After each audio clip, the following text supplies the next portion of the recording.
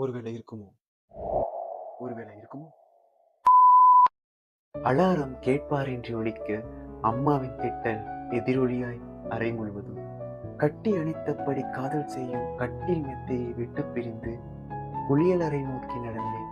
பாதிக்கண் திறந்தபடி நேரம் தாழ்த்தி இறுதி நொடியில் தயாராகி அம்மா சமைத்த உணவு நாக்கு சுவைத்து வயிறு சேரும் முன் அவசரமாய் ஓடினேன் பேருந்து நிலையத்தை நோக்கி.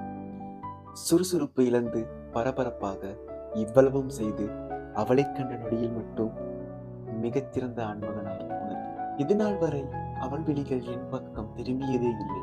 நிஜத்திற்கும் மாறாக இன்று ஏனோ தென்றல் தீண்டி சினுங்கிய ஒரு சிறு இலை போல அவள் ஓரவிழி சேர்ந்த மெய்சிலிர்த்து போனேன். அவளுக்கும் என் மேல் விருப்பம் ஒருவேளை இருக்குமோ?